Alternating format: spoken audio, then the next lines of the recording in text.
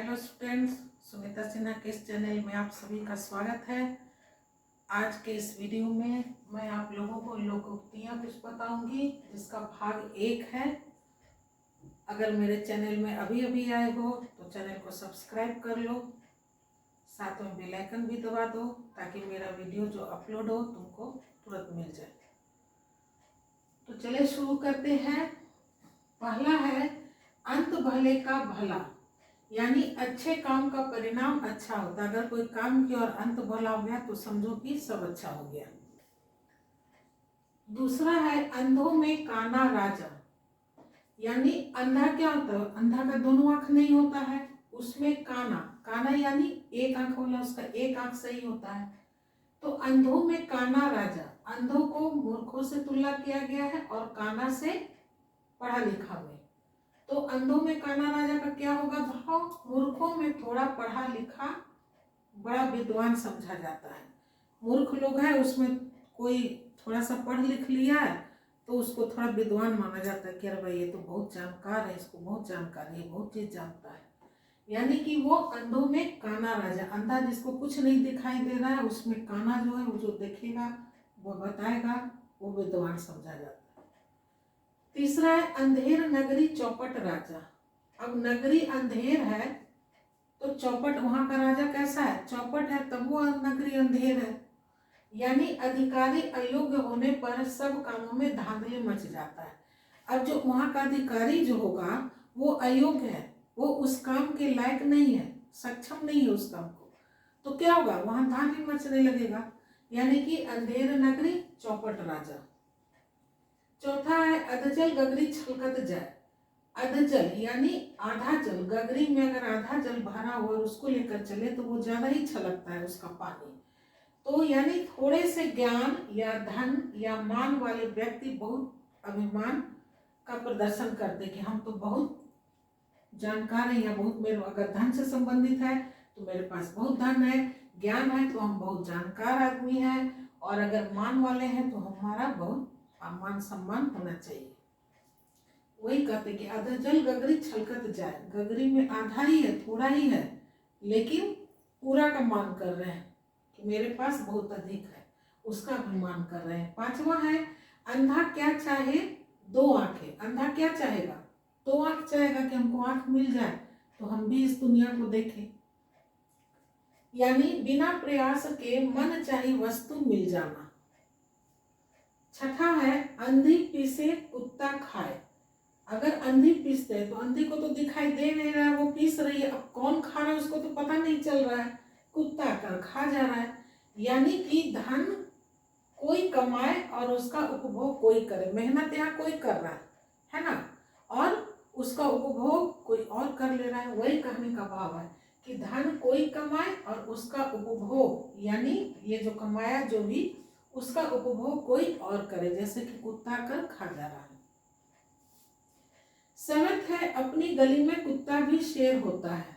अपनी गली में, अब शेर, कुत्ता से तो शेर बलवान होता है, लेकिन कुत्ता भी जो है शेर के सामने तो भौंककर रहेगा, लेकिन जब अपनी गली में रहेगा तो वही शेर आएगा तो वो भौंकने लगता है ना, अपने को बलवान समझने लगता है उसी शेर से।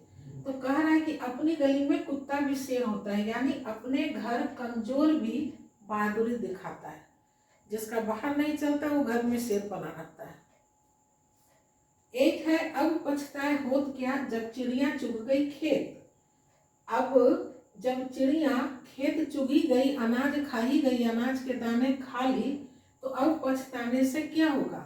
भाव क्या है? हानि होने के बाद, जब चिड़िया खेत चुग गई, अनाज के दाने सब खा गई तो हानि हुआ, तो हानि के बाद पछताने से कोई लाभ नहीं है। ये तो पहले उड़ा देना था चिड़िया को कि वो अनाज ना खाए, तो उस वक्त तो ध्यान दिए नहीं, अब बाद में पछता रहे कि हाय सारा अनाज तो चिड़िया खा गई या जानवर आकर खा गए। लेकिन यहाँ तो चिड़िया बोला जा रहा है तो चिड़िया से ही लिया जाएगा कि अब पछताए होत क्या जब चिड़िया चुग गई खेत। 9 है अपनी अपनी डफली अपना अपना राग, यानी कई सारे लोग हैं, सबके पास अपना डफली है, तो जिसको जो मन हो रहा है वो अपना राग बजा रहा है। कहने का भाव हुआ कि सबकी अलग अलग राय या अलग अलग कार्य करना। अब सबके पास अपना डफली है तो अपना राग बजा रहा है, यानी कि अपना अलग अलग राय दे रहा है। कई सारे व्यक्ति हैं तो सब अपनी अपनी राय दे रहे हैं या फिर अपना अपना कार्य कर रहे हैं। 10 है आम के आम गुठली के दाम। आम के आम मतलब आम का आम भी खा लिए और फिर जो गुठली बचा उसका भी दाम मिल रहा है। यानी एक काम या वस्तु के दो लाभ, एक काम के दो लाभ या फिर वस्तु कोई ऐसा जिसका कि दो लाभ हो रहा है। 11 है असरफियां लुटे कोयलों पर मुहर। यानी थोड़ा बचाने की चिंता में अधिक नष्ट कर देना। अब कोयला से अधिक कीमती है सिर्फ असरफियां, तो असरफियां लुट गया उसकी चिंता नहीं है। अब कोयला जिसकी कीमत कम है उस पे मुहर लगा रहे, उसकी बचत कर रहे हैं। तो कहने का भाव क्या, थोड़ा बचाने की चिंता में कोयला, थोड़ा बचाने की चिंता में अधिक नष्ट कर दे, यानी असरफियां को लुटा दिए, कीमती चीज को लुटा दिए। 12 है आंख के अंधे गांठ के पूरे। यानी आंख के अंधे हो गया मूर्ख और गांठ के पूरे यानी धनी। मूर्ख परंतु धनी। 13 है आप सुखी जग सुखी। यानी कि अगर आप सुखी हैं तो आपको सब सोचता है कि पूरा जग ही सुखी है। कहने का भाव, सुखी लोग दुखियों की अवस्था नहीं जान सकते। वो तो सुखी हो क्या जानेगा दुखियों की अवस्था की क्या दर्द होता है। तो वही कहा जा रहा है कि आप सुखी जग सुखी, मतलब आप सुखी हैं तो समझ रहे हैं कि सारा जग ही सुखी है। 14 है आंख का अंधा नाम नैन सुख। अब आंख का अंधा है और उसका नाम क्या है, नैन सुख। तो ये क्या है, गुणों के विरुद्ध, ये जो गुण है अंधा है उसका, उसके विरुद्ध उसका नाम, गुणों के विरुद्ध नाम होना। गुण है ही नहीं, आंख है ही नहीं और नाम दे दिया गया नैन सुख। 15 है गेहूं के साथ घुन भी पिस जाता है। यानी गेहूं जो हो गया अपराधी, अपराधी के साथ घुन भी, घुन हो गया अपराध और गेहूं हो गया निरपराध, जो कोई अपराध नहीं किया है। तो क्या होता है, जब गेहूं पिसाता है मिल में, जब गया गेहूं पिसाने के लिए तो उसके साथ घुन भी पिसा जाता है, घुन रहता है वो भी पिसा गया। कहने का मतलब कि जो घुन यानी अपराधी, अपराधी के साथ गेहूं यानी निरपराध लोग भी मारा जाता है। अब ये अपराधी पकड़ाया उसको, उसके साथ निरपराध यानी जो अपराध नहीं किया था वो भी पिटाई खा जाता है, मार खा जाता है। तो गेहूं के साथ घुन भी पीस जाता है, अर्थ भाव हुआ अपराधी के साथ निरपराध भी मारा जाता है। 16 है आधी छोड़ सारी को धावे, आधी मिले न सारी पावे। अब कोई व्यक्ति इंसान जो है वो आधा को छोड़ देना और उसका ध्यान पूरे पे है कि छोड़ो हम आधा नहीं लेंगे, वो पूरा ही ले लेते हैं। इस चक्कर में क्या होता है ना, उसको आधा ही मिलता है और ना पूरा ही मिलता है। आधी छोड़ सारी को धावे, आधी मिले ना सारी पावे। यानी अधिक लोभ करने से हानि होती है। उसको लोभ हो गया अधिक लोभ कि छोड़ो आधा पूरा ही क्यों नहीं ले ले, ध्यान उस पर अटकाए हुए, लेकिन क्या हुआ ना उसको आधा मिला ना पूरा मिला, यानी कि अधिक लोभ करने से उसको हानि हो गया, कुछ भी हाथ न लगा। 17 है आग लगे खोदे कुआं, कैसे आग बुझाए। अब जब आग लगी है तब लगे कुआं खोदने की, चलो भाई कुआं खोदते हैं, पानी निकालते हैं, आग को बुझाते हैं। कहने का भाव, भविष्य की न सोचना, पहले से नहीं सोचे थे कि अगर ऐसा मुसीबत आएगा, ऐसी परेशानी होगा तो उसका पहले से हम इंतजाम कर लें। तो वही हुआ, आग लगे खोदे कुआं, कैसे आग बुझाए, यानी भविष्य की न सोचना। 18 है इस हाथ ले उस हाथ दे।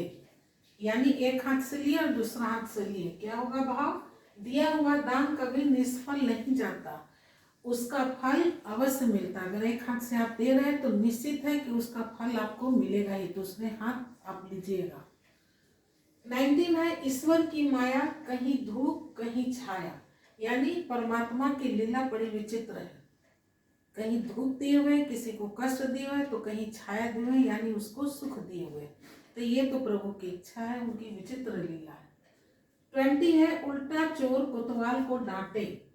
यानी इसका भाव हो गया कि एक तो चोर है, चोरी किया, अपराध किया, उसको डांट मिलनी चाहिए, तो उल्टा वो कोतवाल को ही डांट रहा है। कहने का भाव, अपना अपराध स्वीकार न करके उल्टा पूछने वाले को दोषी ठहराना। 21 है ऊंट के मुंह में जीरा, यानी ऊंट उसका मुंह खोलता है तो मुंह कितना बड़ा होता है, और उसमें अगर एक दाना जीरा दे दिए तो क्या हुआ, उसको पता चलेगा। तो वही कहने का भाव हुआ कि ऊंट के मुंह में जीरा, यानी बड़े को थोड़ी वस्तु देना। 22 में ऊंची दुकान फीका पकवान, दुकान बहुत ऊंची है, खूब साज सज्जा किया, काफी खर्च किया उसके सजावट में, लेकिन जो चीज होनी चाहिए वो चीज पर ध्यान ही नहीं दिया, वो सही नहीं है। तो ऊंची दुकान फीकी पकवान, आडंबर अधिक और तत्व कम। अब मान लो कोई कपड़े का ही दुकान है, खूब उसका बड़ा दुकान खोला, काफी कपड़ा रखे हुए, तरह तरह का कपड़ा का, दुकान का सजावट भी खूब बढ़िया किया, लेकिन कपड़े का क्वालिटी ही ठीक नहीं है, तो ऊंची दुकान फीकी पकवान हो गया। अगर रेस्टोरेंट होटल को ही ले लो, खूब बढ़िया से सजाया गया, बड़ा खोला, खूब शेफ रखे हुए हैं या स्टाफ भी उतना रखे हुए, सब कुछ अच्छा किया है, लेकिन वहाँ का खाना ही अच्छा नहीं है, तो इसको कहा जाता है कि ऊंची दुकान फीकी पकवान, यानी आडंबर अधिक किए हुए, लेकिन जो चीज वास्तव में होना चाहिए उस पर ध्यान ही नहीं दिया, वो कम है। 23 में एक अनार 100 बीमार, अब अनार एक है और बीमार 100 है, तो किसको किसको दिया जाए, चाहने वाले तो बहुत है कि हम खाएं या हम खाएं, तो एक वस्तु के अनेक ग्राहक यानी अनेक इच्छुक हैं, वो बीमार आदमी चाह रहा है कि हम ले लें, हम खा लें, दूसरा चाह रहा है हम खा लें, तो वही कह रहा है कि एक अनार, अनार एक ही है और बीमार 100 लोग हैं, तो एक वस्तु के अनेक ग्राहक या फिर अनेक इच्छुक। 24 में एक और एक 11, एक अगर है अकेला तो वो कुछ नहीं कर सकता, लेकिन एक और मिल जाता है तब उसमें बल अधिक हो जाता है, वही कहने का मतलब है एकता में बड़ा बल है, अगर एक हो जाओ, एक मिल जाओ तो उसमें बहुत शक्ति आ जाती है, ताकत आ जाता है, तो एकता में बड़ा बल है। 25 है एक तो करेला दूसरा नीम चढ़ा, करेला तो तीता होता ही है, तो एक तो करेला क्यों तीता है, उस पर से दूसरा नीम चढ़ा, नीम भी वैसे ही तीता कड़वा होता है, तो कहने का भाव हुआ कि एक तो स्वाभाविक दोष होना, एक तो गलती है, ये करेला तीता है, दोषी है, तो इस पर उसका किसी कारण से और बढ़ जाना, और नीम उस पर दे दिए, इस कारण किसी और के कारण से और उसका जो गुण तत्व है, जो अवगुण हुआ वो और बढ़ जाना, यहाँ करेला को अवगुण से लिया जाएगा, एक तो करेला दूसरा नीम चढ़ा, यानी एक तो स्वाभाविक दोष होना, इस पर उसका किसी कारण से और बढ़ जाना और दोषी हो जाना। 26 है एक मछली सारे तालाब को गंदा कर देती है, अगर तालाब में एक मछली है, एक मछली जो बीमार है वो सारे तालाब को क्या करती है, गंदा कर देती है, कहने का अर्थ हुआ भाव, अच्छे मनुष्यों में यदि एक बुरा आदमी आ जाए तो वह सारे समाज को कलंकित कर देता है। 27 है एक तंदुरुस्ती 1000 नियामत, नियामत कहते हैं ईश्वर प्रदत्त, माने ईश्वर द्वारा दी हुई वस्तु, क्या होगा, स्वास्थ्य है ना, तो एक तंदुरुस्ती 1000 नियामत, यानी स्वास्थ्य बहुत बड़ा धन है, स्वास्थ्य ही सबसे बड़ा धन है, अगर हम स्वस्थ रहेंगे तभी ये संसार का सारा सुख भोग सकेंगे, अगर बीमार रहे, रोगी बनकर बिस्तर पे पड़े रहे तो इस संसार का सुख नहीं भोग सकते, इसलिए स्वस्थ होना जरूरी है, स्वास्थ्य ही बहुत बड़ा धन है। 28 है एक हाथ से ताली नहीं बजती, सॉरी, एक हाथ से थाली नहीं होगा, ताली होगा, सॉरी,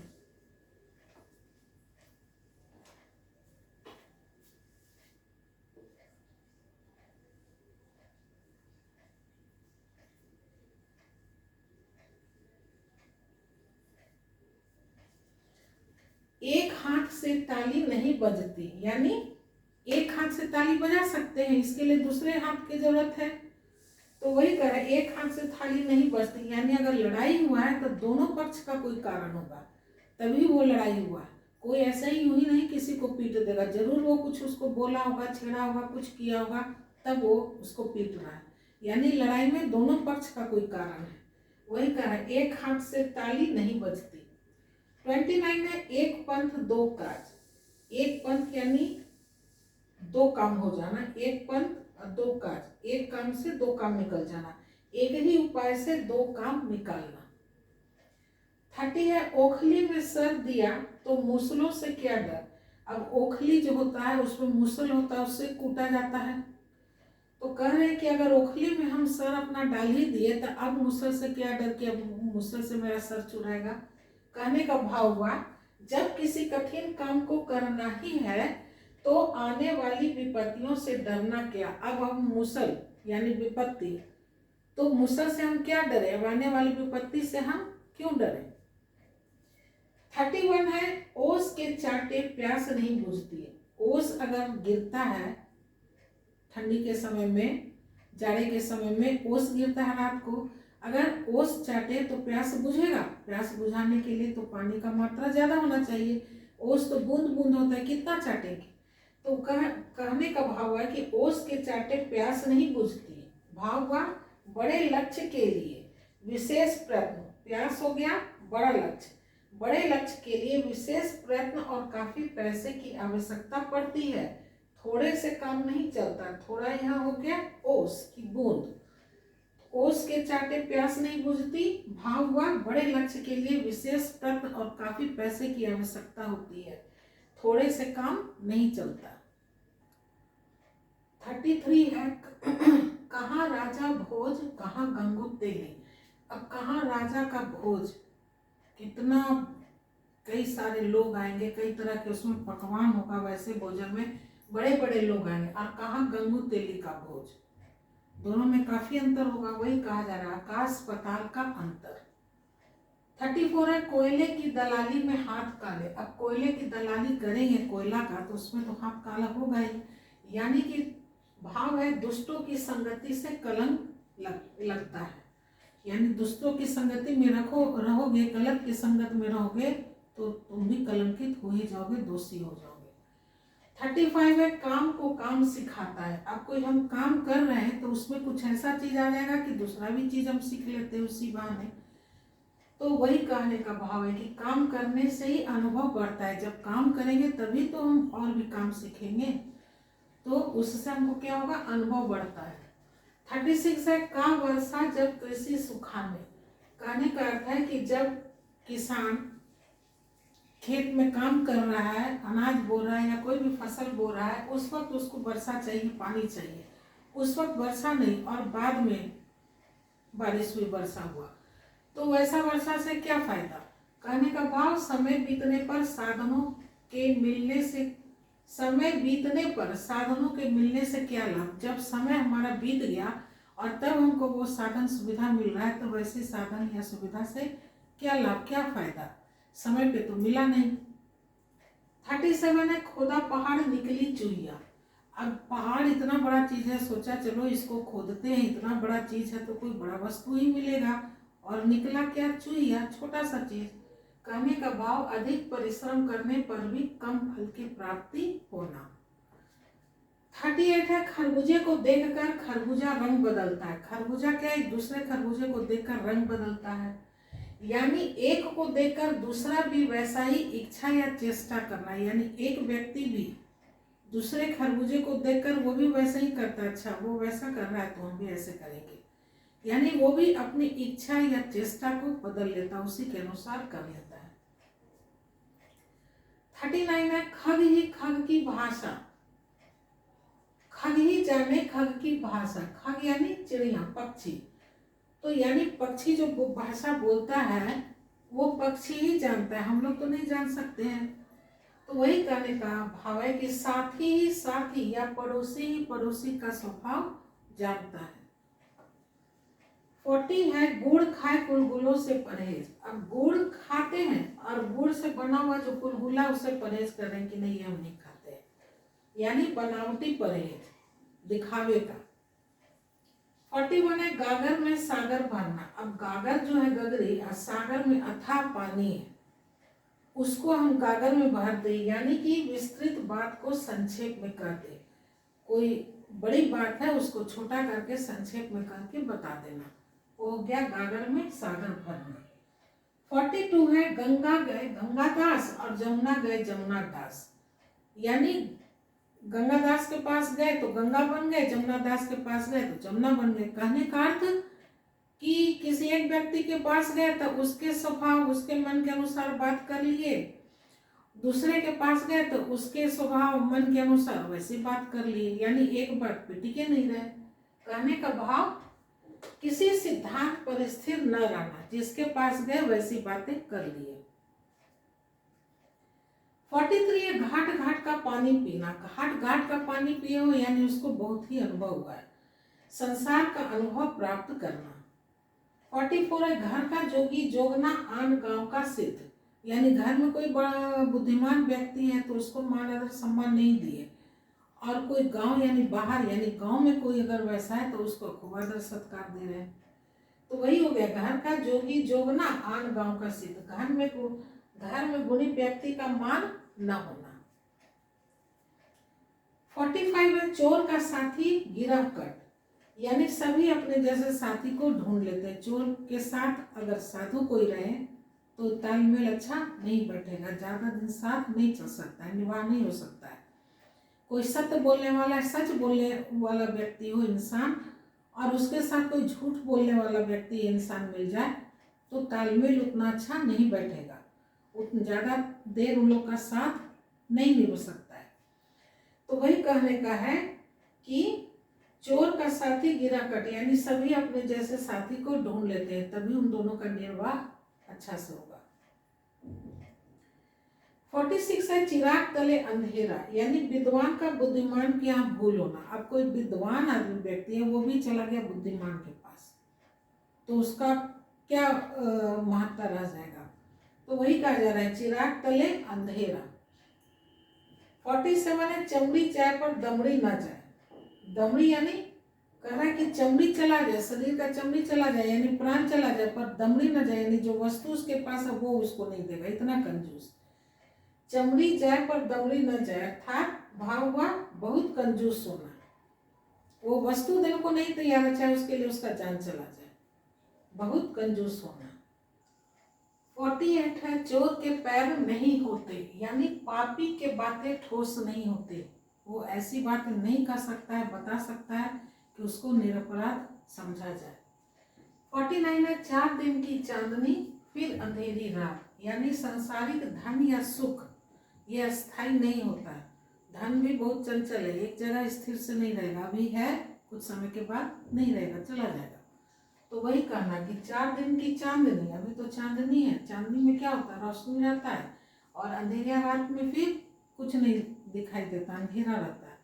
तो 4 दिन की चांदनी यानी अभी तो सुख है, धन है, लेकिन फिर कुछ समय के बाद अंधेरी रात हो जाएगा, ये धन और ये सुख चला जाएगा। 50 है छछूंदर के सिर पर चमेली का तेल, यानी कोई रूपवती, अगर कहने का मतलब किसी अयोग्य पुरुष को किस ऐसी वस्तु, कोई अयोग्य पुरुष या इंसान व्यक्ति कुछ भी का होगा, किसी अयोग्य पुरुष को ऐसी वस्तु मिल जाना जिसके योग्य वह ना हो, यानी अगर मान लो कोई रूपवती लड़की है और उसका विवाह ऐसे पुरुष से हो जाए जो उतना रूपवान नहीं है, गुणवान तो है लेकिन रूपवान नहीं है, तो लोग पहले देखकर क्या कहेगा, रूप को ही मिलाएगा, तो उस वक्त क्या कहेगा कि छछूंदर के सिर पर चमेली का तेल। आज के इस वीडियो में बस इतना ही। मेरा वीडियो देखने के लिए आप सभी का बहुत बहुत धन्यवाद। एक नए टॉपिक लेकर नए वीडियो मिलते हैं, तब तक के लिए bye bye and take care.